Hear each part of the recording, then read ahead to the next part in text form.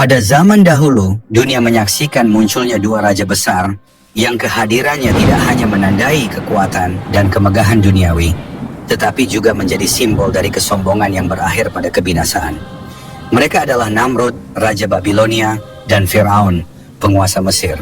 Kedua raja ini tidak hanya dikenal karena luasnya wilayah kekuasaan mereka, tetapi juga karena klaim mereka yang paling keji, yaitu bahwa mereka adalah Tuhan. Namun kisah ini akan memusatkan perhatian pada Raja Namrud, penguasa Babilonia yang legendaris. Sebuah kisah penuh dengan intrik, kesombongan, dan akhir yang penuh peringatan. Ini adalah cerita tentang bagaimana kekuasaan yang melampaui batas akal sehat dan keimanan membawa seorang raja pada kehancuran yang tak terhindarkan. Sahabat umat muslim, sebelum kita masuk ke kisah utamanya, kami mohon agar Anda menonton video ini hingga akhir supaya tidak terjadi kesalahpahaman. Jangan lupa untuk memberikan like, subscribe, dan tinggalkan komentar jika ada yang perlu diluruskan dari kisah kali ini. Bismillah, mari kita mulai kisahnya.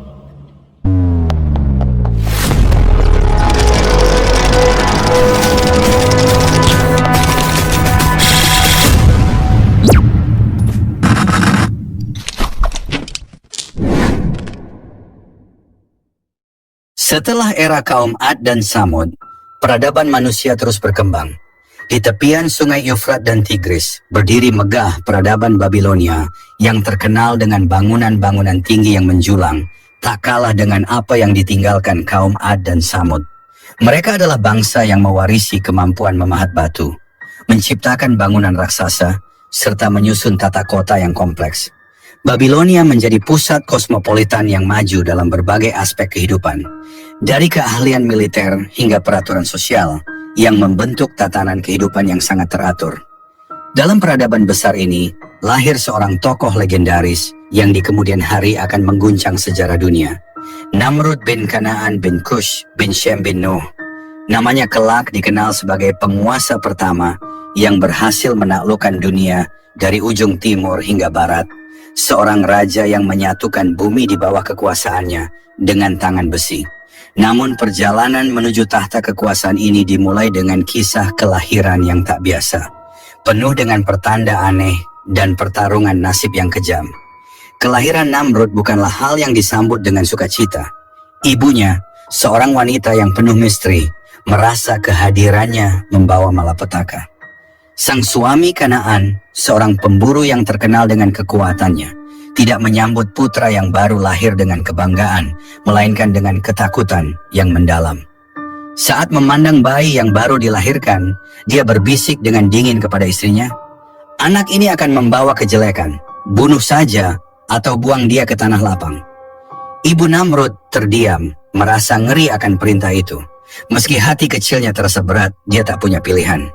Maka di tengah malam yang dingin, di bawah bayang-bayang bulan yang pucat, wanita itu membawa bayi yang baru dilahirkannya ke padang rumput di luar desa. Di sana, di antara sapi-sapi yang sedang merumput, dia meletakkan Namrud kecil. Hatinya berdebar-debar saat dia menoleh untuk terakhir kalinya, berharap bayi itu segera dilupakan alam dan menjadi bagian dari kematian yang sunyi. Namun alam tampaknya menolak takdir yang ingin diatur oleh manusia. Tak satu pun sapi mendekati bayi itu. Binatang-binatang tersebut justru menjauh, seolah ketakutan oleh kehadiran sosok mungil yang baru datang ke dunia. Melihat ini, wanita itu berpaling dengan perasaan yang semakin gelisah, tetapi dia melangkah menjauh, yakin bahwa keputusannya sudah final. Disinilah intervensi takdir ilahi terjadi. Namrud yang tergeletak di tanah lapang bukanlah bayi biasa. Ketika harapan untuk hidupnya tampak pupus, seekor macan tutul betina mendekat dengan penuh hati-hati. Alih-alih memangsa, macan itu berjongkok dan menyusui Namrud dengan kelembutan yang tak pernah diharapkan dari seekor binatang buas.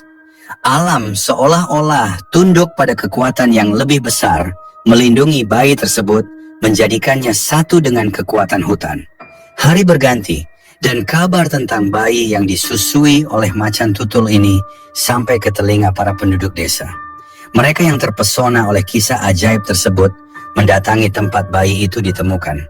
Ketika mereka melihat dengan mata kepala sendiri, penduduk desa takjub. Di mata mereka, Ini adalah tanda dari kekuatan gaib. Mereka memutuskan untuk mengambil bayi itu dan membawanya ke desa, membesarkannya dengan penuh keheranan dan rasa takut. Waktu terus berjalan dan Namrud tumbuh menjadi seorang anak muda yang kuat, penuh semangat, tetapi juga suka memberontak. Tak ada yang bisa mengekang sifat liarnya. Sejak usia dini, ia sudah menunjukkan keahliannya memimpin dan memanipulasi orang-orang di sekitarnya.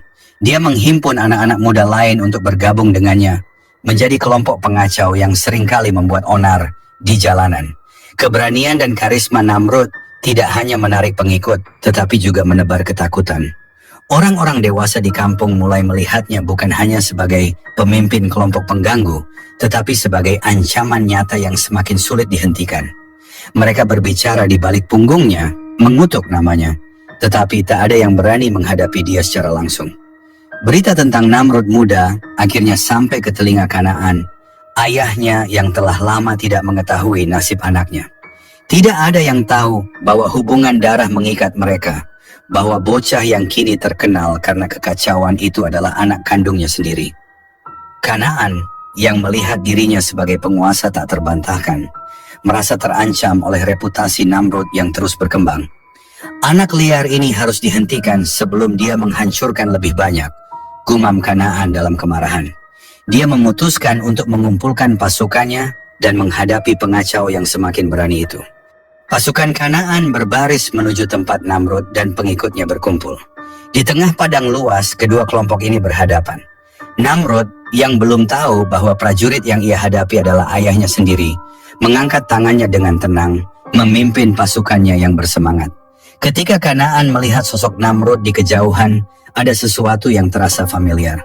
Tapi amarahnya mengaburkan pikiran. Aku akan menghancurkan dia dengan tanganku sendiri, desis Kanaan. Bentrok tak terhindarkan. Prajurit-prajurit Kanaan, meski lebih berpengalaman, mulai terdesak oleh keberanian dan keganasan kelompok Namrud. Namrud sendiri berkelahi seperti serigala yang lapar, menghempaskan setiap musuh yang mendekatinya. Akhirnya, kedua pemimpin ini bertemu dalam satu pertarungan yang menentukan. Keduanya bertarung dengan ganas, saling melempar serangan dengan kekuatan yang menakjubkan. Kanaan, meski lebih tua, masih sangat kuat, namun kemarahan membuat gerakannya lebih kasar dan tak teratur. Di sisi lain, Namrud yang lebih muda dan lincah, menyerang dengan ketenangan dan ketepatan. Dalam satu tebasan cepat, Namrud berhasil menebaskan pedangnya ke arah Kanaan. Suara pedang yang menembus daging terdengar mengerikan. Kanaan terhuyung, menatap anak muda yang telah menyerangnya.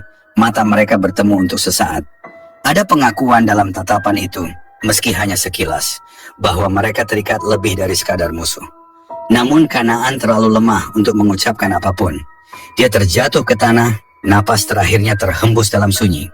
Namrud tanpa menyadari siapa yang baru saja ia bunuh, berdiri di atas mayat Kanaan, penuh dengan kemenangan. Tetapi di dalam hatinya, tanpa dia sadari, takdir telah mengikat rantai nasib yang kelak akan membawanya pada kekuasaan yang lebih besar, namun juga pada kehancuran yang lebih dalam. Dengan kematian Kanaan, Namrud kini mengambil alih seluruh wilayah yang sebelumnya dikuasai oleh ayahnya. Tidak ada yang berani menentang dia.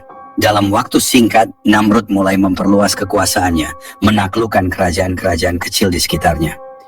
Dia tidak lagi hanya seorang pemimpin kelompok pengganggu jalanan, melainkan seorang raja yang semakin kuat, semakin haus akan kekuasaan. Setiap kali ia menaklukkan sebuah kerajaan, Namrud tidak hanya merebut tanah mereka, tetapi juga membawa budak, harta, dan tentara yang akan memperkuat pasukannya. Dari timur ke barat, semua tunduk pada kekuasaan Namrud.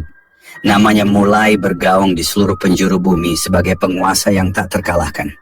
Namun di balik kejayaannya, ada satu perasaan yang terus menghantuinya. Dia selalu merasa ada sesuatu yang hilang, sesuatu yang tidak pernah bisa dia genggam, meskipun seluruh dunia berada di bawah kakinya. Perasaan itu adalah hasil dari darah yang tak sengaja ia tumpahkan darah ayahnya sendiri. Di tengah puncak kejayaannya, Namrud jatuh cinta pada sosok yang selama ini selalu ada di sisinya, ibunya sendiri, Semiramis. Wanita yang pernah dianggapnya hanya sebagai sosok pelindung, kini menarik hati Namrud dengan cara yang berbeda. Hubungan mereka yang seharusnya suci berubah menjadi cinta yang terlarang.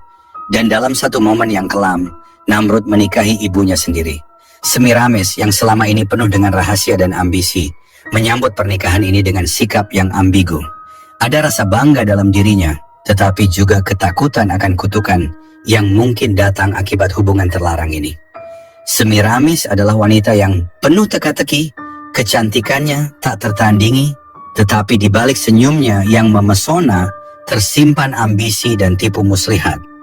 Dalam hatinya dia tahu bahwa tindakan ini bukan hanya melawan norma dan hukum alam, tetapi juga bisa memancing murka kekuatan yang lebih besar. Namun di bawah kilauan tahta dan kekuasaan yang telah mereka bangun bersama, Semiramis memilih untuk mengabaikan bisikan ketakutan dalam dirinya. Namrud yang telah lama memandang dirinya sebagai sosok yang istimewa, bahkan lebih dari sekadar manusia, semakin percaya bahwa ia adalah anak yang ditakdirkan untuk menjadi penguasa atas segalanya. Keyakinannya didorong oleh desas-desus yang selama ini beredar di kalangan rakyat, bahwa dirinya lahir dari seorang perawan dan dilindungi oleh kekuatan alam sejak bayi. Pengakuan Semiramis yang pernah mengatakan bahwa dirinya tidak pernah disentuh oleh manusia semakin memperkuat ilusi bahwa Namrud adalah anak para dewa. Pernikahan dengan ibunya hanya mempertegas keyakinan Namrud bahwa dirinya adalah penguasa sejati bumi. Dengan Semiramis di sisinya, ia mulai merancang langkah-langkah lebih besar, bukan hanya untuk menaklukkan kerajaan-kerajaan di sekitarnya, tetapi juga untuk menantang langit itu sendiri. Dalam pikirannya, kekuasaan di bumi sudah tidak lagi cukup. Ia ingin menaklukkan surga, mengambil tempatnya di sisi para dewa, atau bahkan mengklaim tahta Tuhan. Semiramis menyadari bahaya ambisi ini, tetapi ia tidak menghentikannya.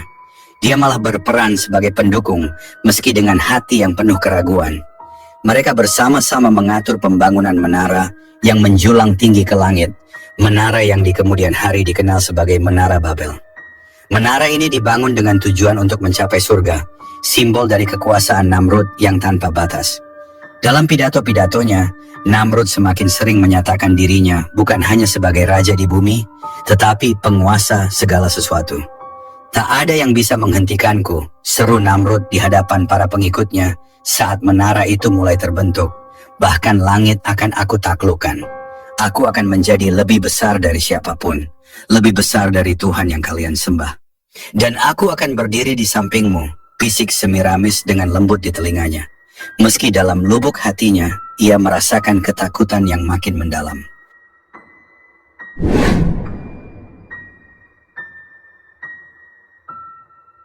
Setiap hari Namrud akan bangun pagi-pagi, mandi dengan air dari sungai yang telah ditaburi emas dan rempah-rempah, dan mengenakan pakaian kebesaran kerajaan. Pakaian itu terbuat dari kain sutra termahal, dihiasi dengan emas dan permata yang berkilauan. Di atas kepalanya, mahkota emas berkilauan yang menjadi simbol kekuasaan dan kejayaan Babilonia. Namrud akan berjalan menuju singgasana emasnya yang besar, di mana ratusan pengikutnya sudah menanti dengan penuh rasa kagum dan takut. Tuanku yang agung, Tuhan kami, Engkaulah yang menguasai langit dan bumi, teriak salah seorang pengikutnya, sambil bersujud dalam-dalam di hadapan singgasana. Namrud hanya tersenyum sombong. Ia duduk dengan tenang, merasa dirinya sebagai penguasa segalanya. Di depannya, para pengikut, termasuk istri dan anak-anaknya, bersujud menyembahnya seolah-olah ia benar-benar Tuhan. Sembah aku dan nikmatilah perlindunganku. Namrud berkata dengan suara yang lantang, menggema di seluruh aula istana yang besar. Tidak ada yang berani membantah perintahnya. Bagi rakyat Babilonia, Namrud bukan hanya raja, tetapi Tuhan yang harus disembah. Dia mendirikan patung-patung dirinya di setiap sudut kota dan desa, dan siapapun yang menolak untuk menyembahnya akan dihukum mati tanpa ampun. Sebagian besar rakyat Babilonia patuh karena takut, sementara yang lain benar-benar percaya bahwa Namrud adalah dewa yang hidup. Namun di balik segala kemegahan dan kekuasaan itu, Namrud mulai merasakan kecemasan yang mendalam. Pada suatu malam setelah pesta besar di istananya, Namrud tertidur di kamarnya yang megah, dihiasi dengan ukiran emas dan batu mulia. Malam itu seharusnya sama seperti malam-malam sebelumnya, penuh dengan mimpi-mimpi manis tentang kekuasaan dan kejayaan. Namun kali ini, ia mengalami mimpi yang berbeda. Dalam mimpinya, ia melihat kerajaannya hancur, runtuh dalam sekejap. Kota-kota terbakar, istananya terbelah oleh kilat, dan rakyatnya tergeletak tak berdaya. Namun yang paling menakutkan adalah sosok seorang anak kecil yang muncul di tengah kehancuran itu. Dengan tangan yang kuat dan mata penuh keberanian, Namrud terbangun dengan keringat dingin di dahinya. Dadanya berdebar keras. Mimpi itu begitu nyata, begitu mengerikan. Ia memanggil para penasihatnya pada pagi harinya, termasuk Azar, seorang pembuat patung yang terkenal, dan ayah dari Ibrahim alaihissalam. Di dalam aula besar istana, para penasihat berkumpul. Azar berdiri di sisi kanan Namrud dengan kepala tertunduk seperti biasa. "Apa arti mimpi ini?" tanya Namrud dengan suara yang bergetar. "Aku melihat kehancuran kerajaanku. Apakah ini sebuah pertanda?" Para penasihatnya saling berpandangan dengan cemas. Tidak ada yang berani berbicara. Namrud yang biasanya tegar dan penuh percaya diri, kini tampak berbeda. Wajahnya pucat dan matanya menyiratkan ketakutan yang belum pernah mereka lihat sebelumnya. Azar yang dikenal sebagai orang bijak memberanikan diri untuk berbicara. "Tuanku, mimpi seperti itu bukanlah hal yang bisa diabaikan. Bisa jadi ini adalah peringatan dari alam atau mungkin sesuatu yang lebih besar," katanya dengan hati-hati. Namrud terdiam, merenungkan kata-kata Azar. Ia tidak percaya pada Tuhan, tetapi dalam mimpinya, ia merasakan kehadiran sesuatu yang lebih besar dari dirinya sendiri, sesuatu yang menantangnya. "Apa yang harus kulakukan?" tanya Namrud akhirnya. Suaranya terdengar putus asa. Salah satu penasihatnya yang dikenal dengan kemampuan ramalannya, berdiri dan berbicara. "Tuanku, menurut ilmu kami, mimpi seperti itu menandakan bahwa ada seseorang yang akan lahir malam ini, seorang anak yang akan menjadi ancaman bagi kekuasaanmu. Anak itu mungkin akan menghancurkan kerajaanmu, seperti yang engkau lihat dalam mimpi." Namrud tertegun. "Anak? Bagaimana mungkin seorang anak bisa menghancurkan kekuasaan sebesar ini? Tangkap semua bayi laki-laki yang lahir malam ini," perintah Namrud dengan marah. "Bunuh mereka semua. Aku tidak akan membiarkan siapapun meruntuhkan kekuasaanku." Perintah itu segera dilaksanakan. Tentara-tentara Namrud menyebar ke seluruh Babilonia, mencari bayi laki-laki yang lahir pada malam itu. Setiap rumah diperiksa, setiap tangisan bayi diawasi. Tidak ada satu pun yang lolos dari pengawasan mereka. Puluhan bayi laki-laki dibunuh malam itu, semua dalam upaya untuk mencegah takdir yang Namrud takutkan. Tidak jauh dari istana, di sebuah rumah kecil yang tersembunyi di balik bukit-bukit Babilonia, seorang bayi laki-laki lahir. Ia adalah Ibrahim, yang kelak akan menjadi nabi besar dan penantang kesombongan Namrud. Azar, ayah Ibrahim, yang juga pembuat patung kepercayaan Namrud, tahu bahwa kelahiran anaknya adalah sesuatu yang istimewa. Sejak awal, Azar sudah merasa bahwa anaknya berbeda. Namun ia menyembunyikan kelahiran Ibrahim dari Namrud dan para prajuritnya. Nabi Ibrahim alaihissalam tumbuh dalam keheningan, jauh dari perhatian dunia, sampai saatnya tiba untuk menantang raja yang sombong itu. Pada malam itu, perintah Namrud segera dilaksanakan dengan kekejaman yang tidak terhingga. Para prajurit kerajaan bersenjatakan pedang dan tombak, menggeledah setiap rumah di Babilonia. Bayi-bayi laki-laki yang baru saja lahir dibunuh tanpa ampun. Jeritan para ibu yang kehilangan anak-anak mereka menggema di seluruh penjuru kota, menciptakan suasana penuh kengerian dan kepanikan. Namun di tengah kebrutalan itu, ada satu rumah yang terselamatkan, rumah Azar, ayah Nabi Ibrahim alaihissalam. Di dalam rumah itu, dalam kegelisahan yang mendalam, Azar berlari masuk ke kamar istrinya. Wajahnya pucat pasi, keringat dingin mengalir di pelipisnya, seolah-olah ia telah melihat neraka itu sendiri. Istrinya yang sedang menimang bayi laki-laki yang baru lahir, memandang Azar dengan tatapan penuh kekhawatiran. "Azar, ada apa?" tanya istrinya. Suaranya bergetar. Namrud. Azar terdiam sejenak, menelan ludah. Namrud telah memerintahkan untuk membunuh semua bayi laki-laki yang lahir malam ini. Kita harus menyelamatkan anak kita. Jika tidak, dia juga akan dibunuh. Istrinya tersentak mendengar kabar mengerikan itu. Ia mendekap bayinya dengan erat, air mata mulai mengalir di pipinya. "Apa yang harus kita lakukan? Kemana kita harus pergi?" Dengan suara yang pelan namun tegas, Azar menjawab, Kita harus membawanya ke hutan yang jauh dari sini. Kita harus menyembunyikannya di tempat yang tidak pernah terjangkau oleh Namrud dan para prajuritnya. Azar kemudian membawa istri dan bayinya ke sebuah gua yang terletak jauh di luar kota Babilonia, di tempat yang terpencil dan tidak diketahui orang banyak. Di dalam gua itu, bayi laki-laki mereka tumbuh dengan perlindungan Allah Subhanahu wa Ta'ala. Nabi Ibrahim alaihissalam dibesarkan di sana, jauh dari pandangan penguasa tiran Namrud. Sementara itu, di dalam kota, bayi-bayi laki-laki lainnya tewas di tangan para algojo yang kejam. Namun takdir Nabi Ibrahim alaihissalam sudah ditentukan oleh Allah Subhanahu wa Ta'ala untuk menjalankan misi kenabian.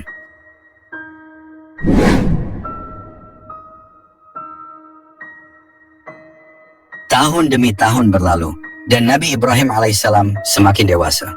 Di dalam hutan yang sunyi, dia belajar dari alam sekitar dan dari petunjuk-petunjuk yang Allah Subhanahu wa Ta'ala berikan kepadanya. Dia menyaksikan bintang-bintang di langit, matahari yang terbit dan tenggelam, bulan yang bercahaya di malam hari, dan dia mulai merenungkan tentang penciptaan alam semesta. Hatinya mulai dipenuhi dengan keyakinan bahwa semua ini tidak mungkin diciptakan oleh berhala-berhala yang disembah masyarakat Babilonia. Ada satu Tuhan yang sejati, dan Nabi Ibrahim alaihissalam merasa terpanggil untuk memberitahukan kebenaran ini kepada orang-orang. Nabi Ibrahim alaihissalam tumbuh besar di tempat yang jauh dari Babilonia, di hutan yang sepi dan terasing. Meskipun tumbuh tanpa pengaruh masyarakat Babilonia, Allah Subhanahu wa Ta'ala menjaga dan membimbingnya hingga tiba saatnya ia diangkat sebagai nabi pada usia 40 tahun. Pada saat itu Raja Namrud, sang raja yang mengaku sebagai Tuhan, telah berkuasa selama 40 tahun, penuh kesombongan. Kekuasaan Raja Namrud tidak hanya merajalela, tetapi ia juga menyebarkan pengaruhnya melalui patung-patung berhala yang ia buat untuk disembah oleh seluruh rakyat Babilonia. Ketika Nabi Ibrahim menerima wahyu, ia tidak menunda-nunda untuk menjalankan tugas kenabiannya. Tanpa ragu, ia memasuki kota Babilonia dan langsung menuju kuil besar yang menjadi pusat pemujaan. Kuil tersebut penuh dengan patung-patung raksasa yang mewakili berbagai dewa yang disembah oleh masyarakat, termasuk patung Raja Namrud yang berdiri megah di tengah-tengah ruangan. Hari itu malam tiba, suasana kuil semakin ramai dengan para penyembah yang datang membawa sesajen untuk dipersembahkan kepada patung-patung. Penjaga kuil yang dianggap paling dekat dengan para dewa mengawasi sesajen yang diletakkan oleh masyarakat di altar tinggi. Setiap orang yang datang sujud dengan penuh ketakutan, takut akan murka para berhala jika mereka tidak memberikan persembahan yang cukup. Nabi Ibrahim alaihissalam dengan penuh keyakinan memasuki kuil tersebut. Tidak seorang pun mengenalnya karena ia berasal dari luar Babilonia, namun kehadirannya segera menarik perhatian. Dengan langkah pasti, Nabi Ibrahim alaihissalam mendekati patung-patung besar itu, sesuatu yang dianggap mustahil oleh penduduk Babilonia. Mereka percaya bahwa mendekati patung saja bisa mendatangkan kutukan, apalagi menyentuhnya. Namun Nabi Ibrahim terus berjalan mendekat, matanya fokus pada altar di mana sesajen-sesajen diletakkan. Tanpa ragu, Nabi Ibrahim alaihissalam mengambil sebuah apel yang telah disajikan di depan patung. Para penyembah menahan napas, tidak percaya bahwa ada seseorang yang berani mengambil sesajen itu. Namun Nabi Ibrahim tidak berhenti di situ. Ia menggigit apel tersebut dan sambil mengunyah, ia menatap patung-patung dengan tatapan penuh tantangan. "Wahai yang dianggap Tuhan oleh masyarakat Babilonia," seru Nabi Ibrahim alaihissalam dengan suara lantang, "aku telah mengambil apelmu. Apakah kau tidak marah?" Keheningan menyelimuti kuil. Patung itu tentu saja tidak merespons. Nabi Ibrahim alaihissalam mengulangi lagi dengan suara yang lebih keras, "Wahai yang dianggap Tuhan oleh masyarakat Babilonia, aku telah memakan apelmu. Mengapa kau tidak marah?" Sekali lagi tidak ada respons dari patung itu. Para penyembah mulai saling berpandangan dengan penuh kebingungan dan ketakutan. Mereka telah hidup dengan keyakinan bahwa patung-patung ini memiliki kekuatan ilahi. Tetapi mengapa mereka tidak menunjukkan kemarahan? Untuk ketiga kalinya, Nabi Ibrahim alaihissalam menghadap patung besar itu dan berseru, "Wahai yang dianggap Tuhan oleh masyarakat Babilonia, aku telah mengambil dan memakan sesajenmu. Mengapa kau diam saja?" Namun patung itu tetap bisu, tidak mampu melakukan apapun. Pada titik ini, para penyembah mulai merasa gelisah. Kepercayaan mereka mulai goyah, tetapi mereka belum berani mengungkapkan keraguan mereka. Setelah menguji dewa-dewa palsu dengan cara melempar apel ke wajah patung-patung, Nabi Ibrahim alaihissalam tak berhenti di situ. Ketika orang-orang Babilonia melihat bahwa patung-patung itu tidak mampu bereaksi meskipun dihina, mereka mulai ragu, tapi ketakutan masih menguasai hati mereka. Nabi Ibrahim alaihissalam tidak terhenti hanya dengan tindakan tersebut. Ia berkata kepada masyarakat Babilonia, "Wahai Tuhan-Tuhan yang kalian sembah, kalian tidak layak disembah jika hanya diam tak berdaya. Tuhan sejati adalah Allah Subhanahu wa Ta'ala yang menciptakan langit dan bumi." Dengan kata-kata itu, Nabi Ibrahim alaihissalam mulai merencanakan tindakan lebih besar untuk menggoyahkan keyakinan mereka. Setelah meninggalkan kuil, Nabi Ibrahim alaihissalam kembali dengan membawa sebuah kampak besar. Malam itu, saat kuil sepi dan hanya dijaga oleh seorang penjaga, Nabi Ibrahim alaihissalam menghancurkan patung-patung kecil satu persatu. Kepala dan tangan patung-patung itu dipotong dan dilempar ke lantai, meninggalkan pemandangan yang kacau balau.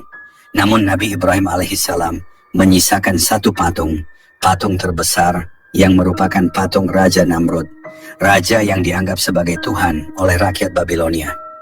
Dengan cerdik, Nabi Ibrahim alaihissalam menaruh kampaknya di tangan patung Raja Namrud, seolah-olah patung itu yang bertanggung jawab atas kehancuran patung-patung lainnya. Setelah menyelesaikan tindakannya, Nabi Ibrahim alaihissalam pergi dengan tenang meninggalkan kuil. Keesokan paginya, masyarakat Babilonia datang ke kuil untuk beribadah seperti biasa. Tetapi mereka terkejut melihat pemandangan yang porak-poranda. Patung-patung yang mereka sembah hancur berserakan, hanya menyisakan patung Raja Namrud yang utuh dengan kampak di tangannya. "Siapa yang melakukan ini?" teriak mereka dengan marah. Penjaga kuil yang menyaksikan kejadian malam itu menunjuk Nabi Ibrahim alaihissalam. "Ibrahim, dialah yang melakukannya semalam." Mereka segera memanggil Nabi Ibrahim untuk dihadapkan kepada mereka. Ketika Nabi Ibrahim tiba, mereka menuntut jawaban, "Apakah engkau yang menghancurkan Tuhan-Tuhan kami?" Dengan tenang, Nabi Ibrahim alaihissalam menjawab, "Lihatlah siapa yang memegang kampak itu. Tanyakan pada patung besar itu. Mungkin dia yang menghancurkan patung-patung lain. Kalau dia bisa berbicara, tentu dia akan menjawab." Orang-orang Babilonia tertegun mendengar jawaban Nabi Ibrahim. Beberapa mulai berpikir bahwa mungkin memang benar patung-patung ini hanyalah buatan manusia yang tidak bisa apa-apa. Namun, sebagian lain tetap terjebak dalam keyakinan mereka dan merasa terhina. Meski ada keraguan di antara sebagian masyarakat Babilonia, beberapa orang yang masih keras kepala memutuskan untuk melapor kepada raja mereka, Raja Namrud. Mereka merasa bahwa tindakan Nabi Ibrahim adalah penghinaan besar dan harus dihukum. Mereka mendatangi istana dan memberitahu Raja Namrud tentang apa yang dilakukan Nabi Ibrahim di kuil. Raja Namrud, yang selama ini dianggap sebagai Tuhan oleh rakyatnya, merasa terancam. Ia tahu bahwa tindakan Nabi Ibrahim adalah ancaman langsung terhadap kekuasaannya dan otoritasnya sebagai dewa di Babilonia. Tanpa ragu, ia memerintahkan agar Nabi Ibrahim alaihissalam dibawa ke istananya untuk diadili. Nabi Ibrahim alaihissalam yang sudah siap menghadapi konsekuensi dari tindakannya berkata kepada para utusan Raja Namrud, "Tidak perlu kalian melapor kepada rajamu, aku akan datang sendiri ke istana." Pagi itu Nabi Ibrahim dengan penuh keberanian berjalan menuju istana Raja Namrud, tempat raja duduk di singgasananya, dikelilingi oleh rakyat yang selalu menyembahnya dan memohon bantuan darinya. Setiap hari istana penuh dengan orang-orang yang meminta makan, perlindungan, atau kekayaan dari Raja Namrud, menganggapnya sebagai dewa yang mampu memenuhi segala kebutuhan mereka. Namun hari itu akan berbeda. Nabi Ibrahim alaihissalam datang bukan untuk memohon, melainkan untuk menghadapi Raja Namrud dengan kebenaran yang hakiki. Ketika dia tiba di hadapan Raja Namrud, semua mata tertuju padanya. Ada ketegangan di udara saat Nabi Ibrahim alaihissalam berdiri tegak di depan raja yang mengklaim dirinya sebagai Tuhan. Raja Namrud menatap Nabi Ibrahim dengan tajam dan berkata, "Siapa kau yang berani menghina Tuhan-Tuhan kami dan menantangku di hadapan rakyatku?" Nabi Ibrahim alaihissalam dengan tegas menjawab, "Aku adalah utusan Allah Subhanahu wa Ta'ala, Tuhan yang menciptakan langit dan bumi. Aku datang untuk menunjukkan kepada kalian bahwa apa yang kalian sembah hanyalah patung-patung tak berdaya. Tuhan kalian, termasuk dirimu, Namrud, tidak layak disembah. Suasana aula menjadi tegang. Para hadirin terdiam mendengar Nabi Ibrahim berbicara dengan keberanian yang belum pernah terlihat sebelumnya. Raja Namrud meskipun tersinggung menahan emosinya. Dia tahu bahwa jika dia menunjukkan kelemahan, wibawanya sebagai Tuhan akan runtuh di depan rakyatnya. Maka dengan sombongnya dia menjawab, "Kau bilang Tuhanmu bisa menghidupkan dan mematikan? Aku juga bisa melakukannya." Nabi Ibrahim alaihissalam menantang Raja Namrud, "Buktikanlah jika kau memang bisa." Raja Namrud kemudian memerintahkan 2 orang prajuritnya untuk menangkap 2 laki-laki yang kebetulan melintas di luar istana.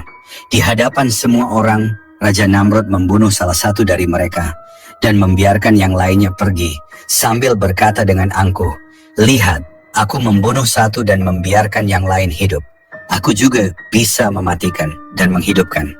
Nabi Ibrahim menatap Raja Namrud dengan penuh keyakinan dan berkata, "Itu hanyalah tipu daya manusia. Kau tidak menghidupkan siapapun. Kau hanya membiarkan orang yang sudah hidup tetap hidup. Namun Allah Subhanahu wa Ta'ala, Tuhan yang sebenarnya adalah yang menghidupkan dan mematikan dengan kuasanya." Melihat Raja Namrud masih bertahan dengan argumennya, Nabi Ibrahim memberikan tantangan lain yang tidak bisa dibantah.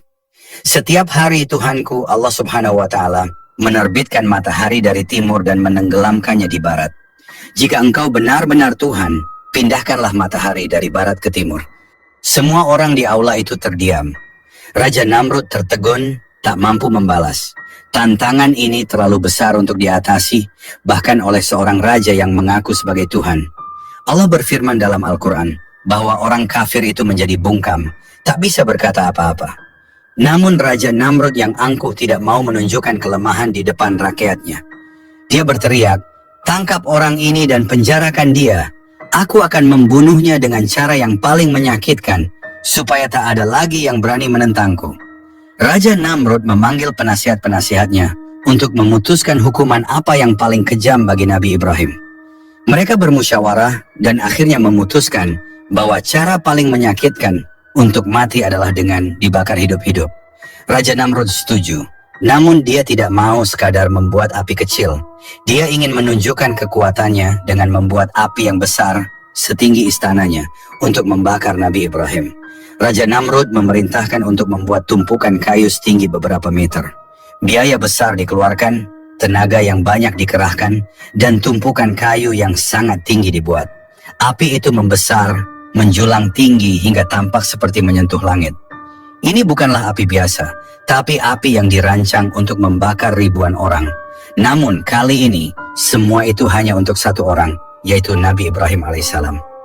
Seluruh masyarakat Babilonia diundang untuk menyaksikan peristiwa besar ini. Mereka berkumpul di lapangan luas, mengelilingi tumpukan kayu yang sudah menyala dengan api yang berkobar hebat. Jutaan pasang mata memandang penuh ketakutan dan rasa ingin tahu. Mereka semua ingin melihat bagaimana Raja Namrud yang mengaku sebagai Tuhan akan membakar Nabi Ibrahim, orang yang telah berani menentangnya.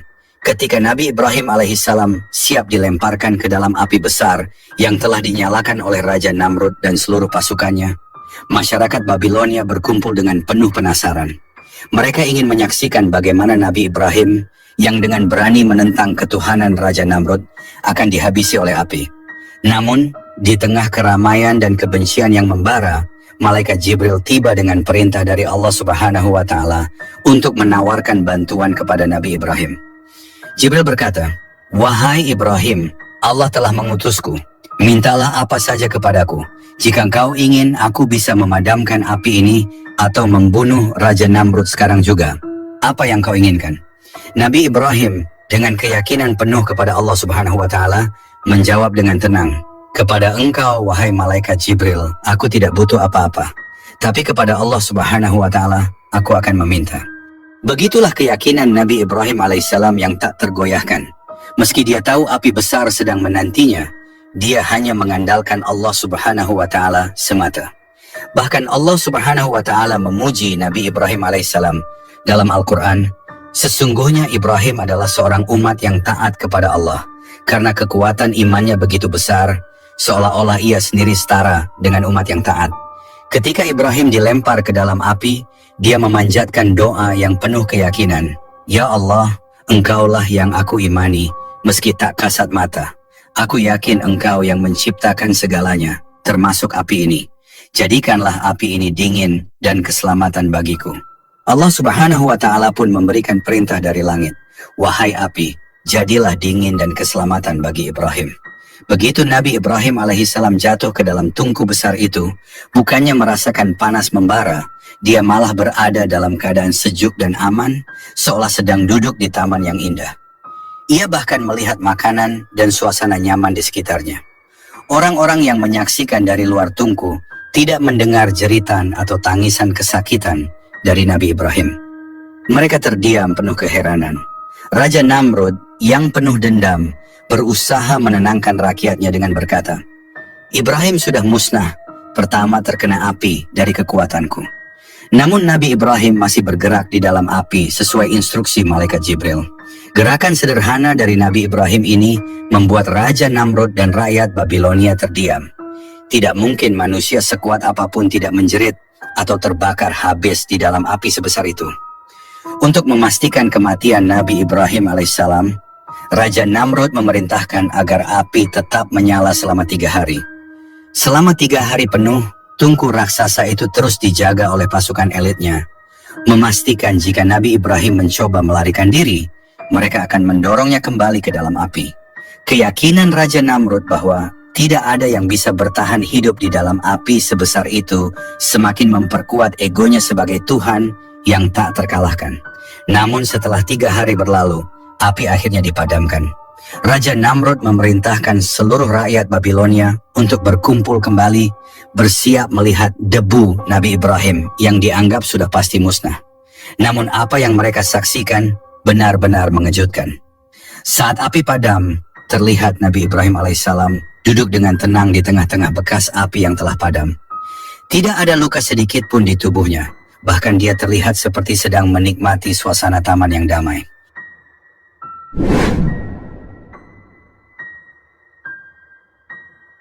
Raja Namrud kembali ke istananya dengan hati yang hancur.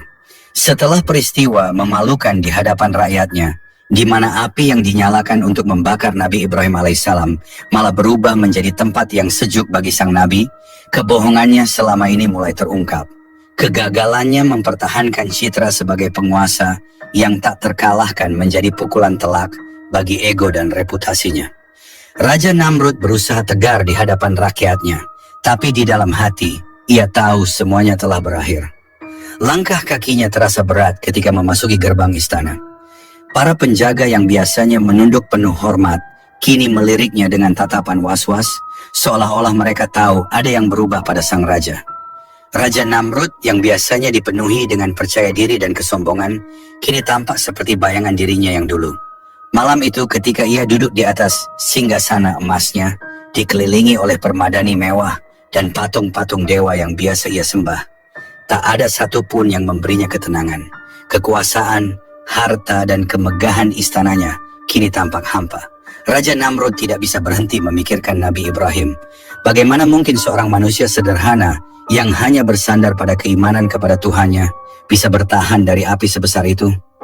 Api yang seharusnya melahapnya dalam sekejap, kini malah menjadi bukti nyata bahwa kekuatan Allah Subhanahu wa Ta'ala di luar jangkauan manusia, bahkan raja. Malam itu Raja Namrud mencoba tidur, tapi rasa takut dan malu terus mengganggunya. Setiap kali ia memejamkan mata, bayangan Nabi Ibrahim yang berdiri tegap di dalam api muncul di benaknya, seolah-olah menantang seluruh kepercayaan dan keyakinan Raja Namrud. Suara api yang berderak seakan menggaung di telinganya, tapi bukan karena membakar, melainkan karena kehinaan yang ia rasakan. Keesokan harinya, sesuatu yang tak terduga terjadi. Raja Namrud bangun dengan perasaan yang lebih gelisah daripada sebelumnya. Ia memanggil para penasihatnya, berharap mereka bisa menenangkan pikirannya. Tapi tak ada satupun dari mereka yang berani menatapnya langsung, seolah-olah mereka semua takut mengatakan yang sebenarnya, bahwa kekuasaannya telah rapuh. Saat Raja Namrud mencoba berbicara, tiba-tiba ia merasa ada sesuatu yang masuk ke dalam hidungnya. Ia terkejut dan langsung menyingkirkan tangannya, berpikir itu hanyalah serangga biasa. Namun dalam beberapa saat, rasa gatal itu berubah menjadi sensasi yang aneh. Seekor lalat kecil yang tampak tak berarti, ternyata telah menyusup ke dalam hidungnya. Raja Namrud mencoba meniupnya keluar, menggosok hidungnya dengan kasar, tapi tidak berhasil. Lalat itu terus masuk lebih dalam, hingga Raja Namrud mulai merasa nyeri di kepala. Di depan para penasehatnya, Raja Namrud mulai mengerang, memegang kepalanya dengan kedua tangan. Lalat itu bergerak menuju otaknya, dan rasa sakit yang sebelumnya ringan kini berubah menjadi rasa sakit yang menyiksa. Raja Namrud berteriak kesakitan, memukul-mukul kepalanya, berusaha mengeluarkan lalat itu, tapi sia-sia. Rasa sakit itu semakin menguat, menyebar ke seluruh kepalanya. Dalam keputusasaan, Raja Namrud memanggil tabib-tabib kerajaan. Mereka datang terburu-buru, membawa ramuan-ramuan dan alat-alat pengobatan. Namun setelah berjam-jam mencoba berbagai cara, tidak satu pun yang berhasil. Rasa sakit di kepala Raja Namrud semakin menjadi-jadi. Dia menjerit seperti binatang yang terluka, berbaring di lantai istana, berguling-guling tanpa malu di hadapan para pelayannya. Hari-hari berikutnya menjadi mimpi buruk bagi Raja Namrud. Rasa sakit itu tidak pernah mereda. Lalat kecil yang ada di dalam otaknya terus menggerogoti, menghancurkan dirinya dari dalam. Pada hari pertama, Raja Namrud masih mencoba untuk bertahan, meski tanpa hasil. Ia tidak bisa makan, minum, atau tidur. Setiap kali ia menutup mata, ia merasa seolah-olah kepalanya akan meledak. Pada hari kedua, rasa sakit di kepala Raja Namrud menjadi tak tertahankan. Lalat kecil yang bersarang di dalam otaknya terus bergerak, menciptakan sensasi yang menusuk seperti ribuan jarum di dalam tengkoraknya. Ia tidak bisa berpikir jernih. Setiap detik terasa seperti siksaan yang tak berujung. Dalam kegilaan yang timbul dari rasa sakit, Raja Namrud mengambil berbagai benda tumpul di sekitarnya, tongkat kayu, guci batu, bahkan sisi meja, dan memukul-mukul kepalanya dengan harapan bisa mengusir lalat tersebut keluar. Pukulan demi pukulan menghantam kepalanya, meninggalkan memar dan luka. Para penjaga dan pelayan yang menyaksikan hanya bisa terpana, takut mendekat karena raja mereka terlihat semakin gila. Suara benturan yang dihasilkan oleh benda-benda tumpul itu menggemakan rasa putus asa dan stres Raja Namrud. Namun semua usahanya sia-sia. Lalat kecil itu tetap berada di dalam kepalanya, membuat rasa sakit semakin menggila. Dengan mata yang liar dan napas tersengal, Raja Namrud terus memukuli dirinya sendiri, seolah-olah bisa mengeluarkan lalat itu dengan kekerasan. Tapi semakin keras ia memukul, semakin dalam rasa sakit yang dirasakannya. Kegilaan mulai merasuki pikirannya. Ia tidak lagi tampak sebagai raja perkasa yang memerintah dengan tangan besi. Kini ia hanyalah seorang pria yang terguncang oleh penderitaan yang tak dapat ia kendalikan. Pada hari ketiga, usaha Raja Namrud untuk memukul-mukul kepalanya hanya membuatnya semakin terlihat menyedihkan. Kepalanya penuh dengan luka memar dan darah mulai merembes dari pelipisnya akibat pukulan yang terlalu keras. Tapi rasa sakit yang ditimbulkan oleh lalat itu masih jauh lebih hebat daripada rasa sakit fisik akibat pukulan-pukulan tersebut. Raja Namrud semakin stres. Ia tidak hanya disiksa oleh rasa sakit, tetapi juga oleh ketidakberdayaannya. Seorang raja besar yang dulu menganggap dirinya sebagai dewa, kini hanya bisa memukuli dirinya sendiri tanpa henti, mencoba mengatasi makhluk sekecil lalat yang bahkan tidak terlihat. Setiap kali ia mencoba beristirahat, rasa sakit itu datang lagi dengan kekuatan yang lebih dahsyat, seperti pisau yang terus menusuk dari dalam.